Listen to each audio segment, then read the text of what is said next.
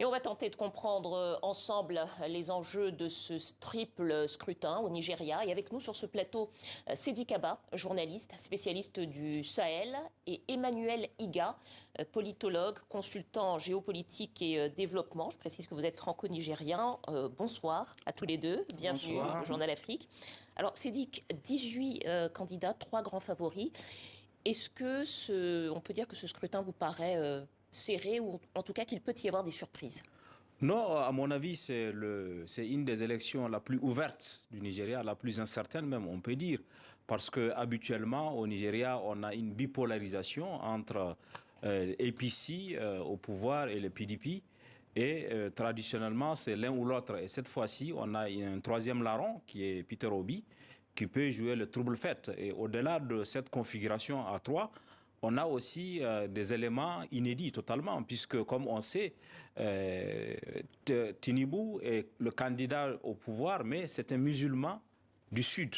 Alors que habituellement, lorsque le président originaire du Nord a fait 2 mandats, le pouvoir change de main et change même de région, passe au Sud. Et là, on a une configuration totalement inédite. Et Atiku, qui est le candidat de APC, qui est le candidat du PDP, est un nordiste, alors qu'habituellement, c'est quelqu'un du Sud qui peut accéder au pouvoir après le nordiste. Donc, on a une configuration totalement inédite et le fait que ces derniers temps, il y a eu quelques événements, notamment la pénurie de carburant, cette introduction d'une nouvelle monnaie non maîtrisée, ont fait que le candidat du pouvoir a quand même perdu quelques points, alors qu'il était donné relativement favori au début. Donc là, on est dans une configuration où on a un scrutin totalement ouvert et on verra au résultat qui pourra être le successeur de Muhammadu Buhari. Ça veut dire peut-être possibilité d'un second tour Forcément, moi je pense que,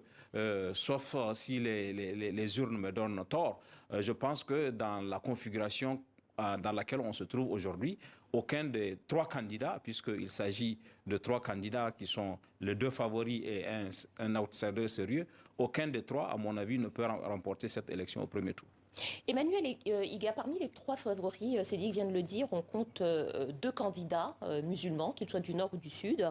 Dans la carte électorale nigériane, est-ce que c'est une donnée qui compte? Ah oui, le Nigeria est très polarisé sur le plan religieux.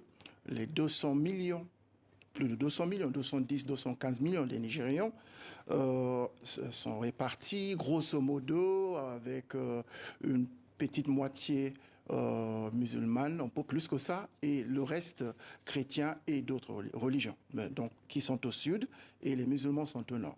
Donc en général, quand le candidat vient du Nord, le parti va s'efforcer de trouver un colistier pour ce candidat qui viendrait du Sud et qui serait chrétien. Et vice-versa. Donc là, Buhari a eu le vice-président Osibanjo, qui est un chrétien du Sud. Buhari, le président sortant. Le candidat qui tente de donc succéder à Buhari dans le parti au pouvoir, Bola Ahmed Tinubu, comme Sédic l'a dit, c'est un musulman du Sud. Presque, il est dans son fief, c'est Lagos, et il est allé choisir un colistier, ou bien qu'on lui a même imposé un colistier qui est aussi du Nord, qui est de l'État de Borno. Alors, mais est-ce que ça veut dire que du point de vue de la mathématique électorale pour le Nigeria, est-ce que là aussi, c'est une élection ouverte? Oui, oui. Donc, pour Bola Ahmed Tinubu, le problème avec son colistier musulman du Nord, puisque lui-même, il est musulman du Sud, c'est qu'il va se priver d'une très bonne partie des votes chrétiens. C'est ça le problème pour lui, le défi qu'il a tenté d'ailleurs pendant la campagne de surmonter. Et puis, bon, sinon, tout le reste a joué le jeu.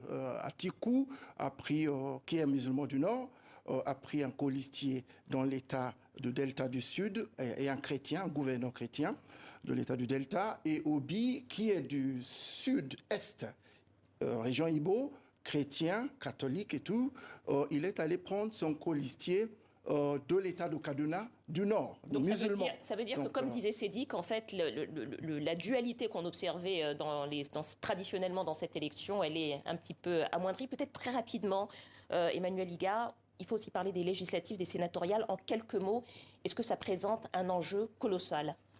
Oui, ça présente un enjeu colossal, puisque question de budget, c'est l'Assemblée nationale qui va valider le budget proposé par l'exécutif.